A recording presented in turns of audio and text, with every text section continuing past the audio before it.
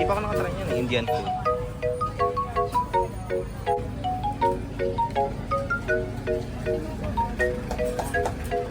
Mga pizza din sila.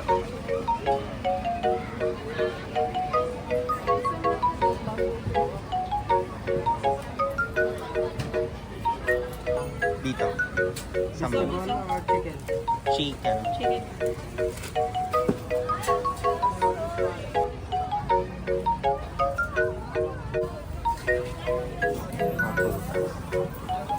Kaya malimutan ako dito.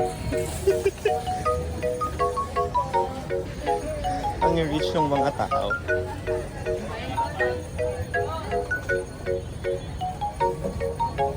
May panyo ako dito. Muna tayo. Ah, may sushi sila. Uy, may sushi sila. Magkano kaya? Pagsan. Hindi ba ito pagsan?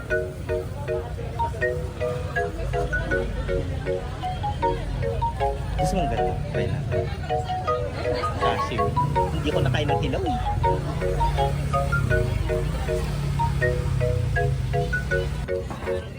Sila, sir. Grilled cheese sandwiches.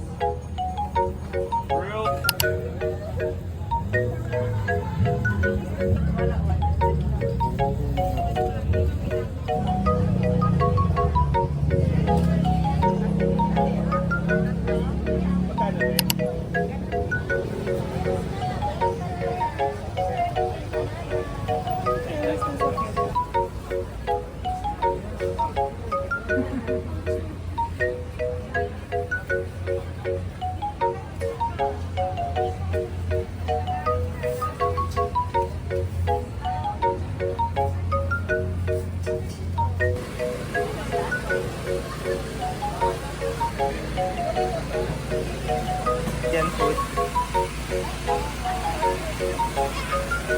Gusto mo try? Magkano? 150.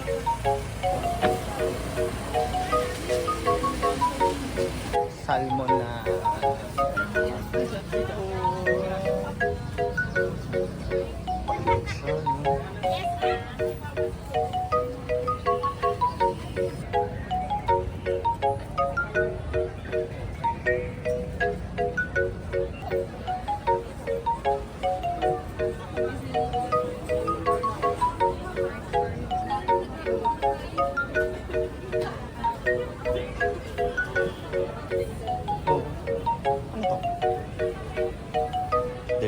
Telemundo. Uy, croissant. Gusto mo mag-croissant? Ha? Sige, bili tayo. Kahit isa lang, natin na lang tayo. Kasi ang dami natin masyadong kapainin today. Sige, bili ka tayo. Isa. Sa Whirly Dough.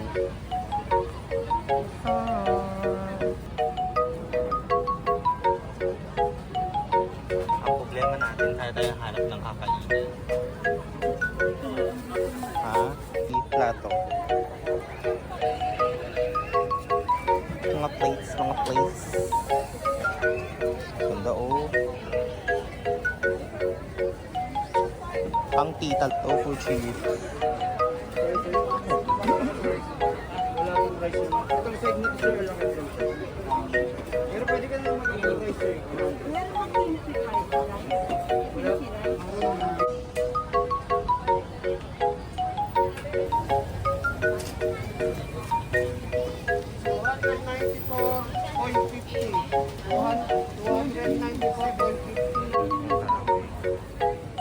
Corn dog. Daing. Mga special. Wontons. Ano to? Ha? Ulo, kala ko tao. Takoyaki.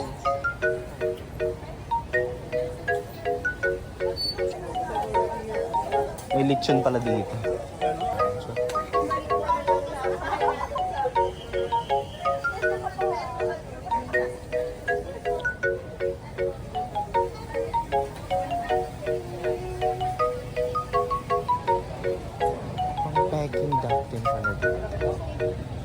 Ah, dito sila nabili mga flowers.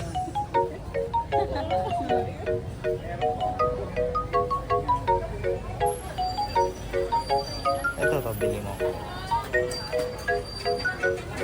Mortadella.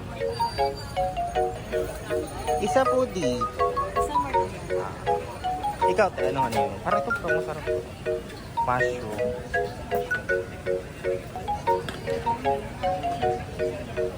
Mushroom, ito, truffle.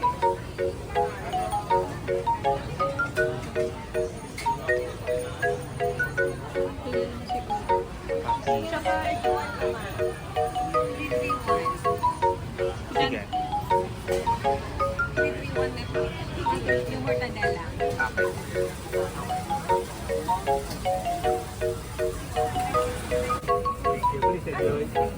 Cute ang packaging nila, may ano, emoji.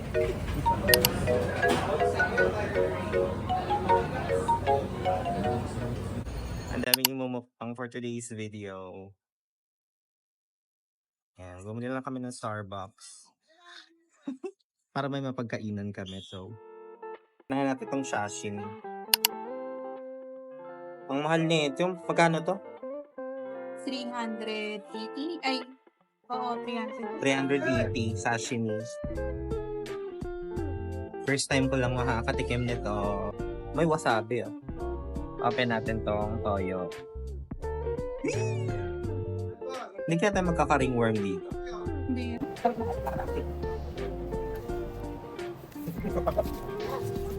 Hindi ako sana. Para siyang mangga na. Pag may natira, lubog mo sa bahay. Para siyang, alam mo, ilagay mo yung mangga na medyo semi-hinog. Pero walang lasa. Sa toyo lang talaga magdadala. Bet mo? Hindi ko bet. Kasi siguro hindi lang ako sanay. Rate natin, mga ano, sa'yo, out of 10. 5. Ay, parang no. Siguro hindi lang guro tayo sanay sa lasa ng ano, sa lasa ng ano, salmon. Na hilaw. Or hindi talaga natin ano yung... Hindi talaga pang mayaman yung panlasa natin. Nakakainis. Lutuin na lang natin sa bahay. Prituin na lang natin to. Mauulam pa to sa kanin. Pero wala siyang lasa. Gulay na bibimbap for 200 pesos to, no? Ang dami kasing tao sa market, so hindi kami makakain din sa may reserve na mesa. So puno lahat. So dito na lang kami sa Starbucks. Bumili na lang kami ng beverage para makakain. So yeah. Benta ba? Parang bet.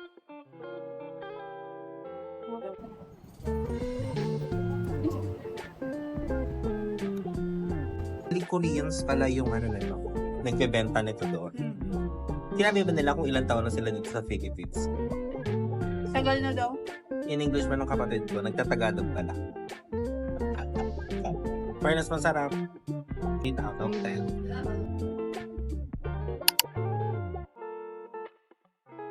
Samosa. Isang piraso lang ang binili. 70 pesos each. Ito yung sauce na kasama.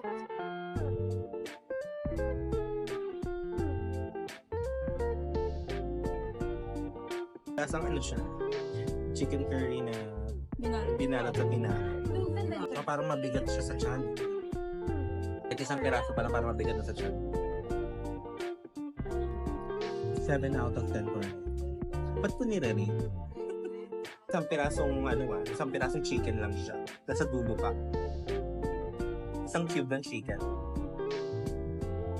That's for 70 pesos.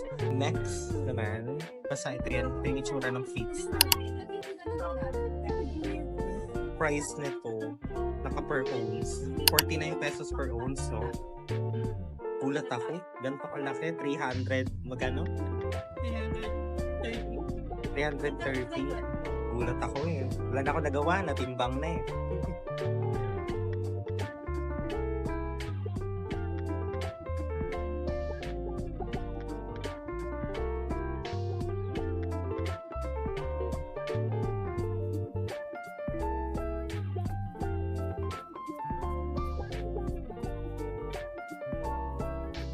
Wala ko 49 pesos. Yun nga. Oo, alam ko din 49 Hindi pesos. natin nakita yung ano.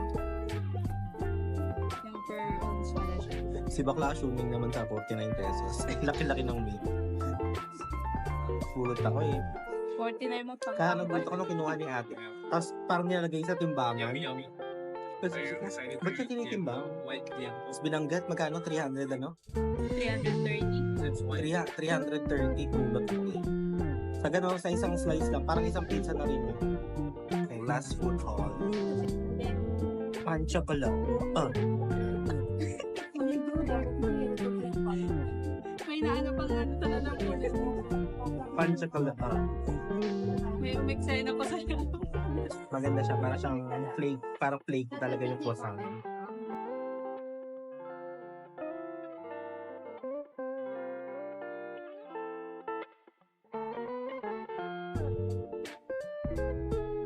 That's just fine. 8 out of 10. In fairness naman, masasuggest kong pumunta kayo dito.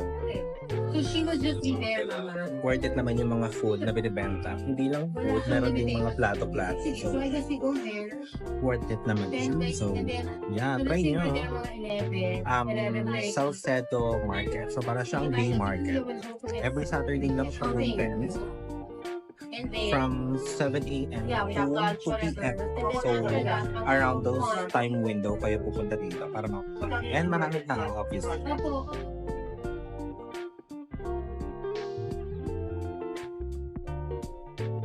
Okay, hello guys. So, hindi na ako nakapag-outro kanina dun sa Starbucks.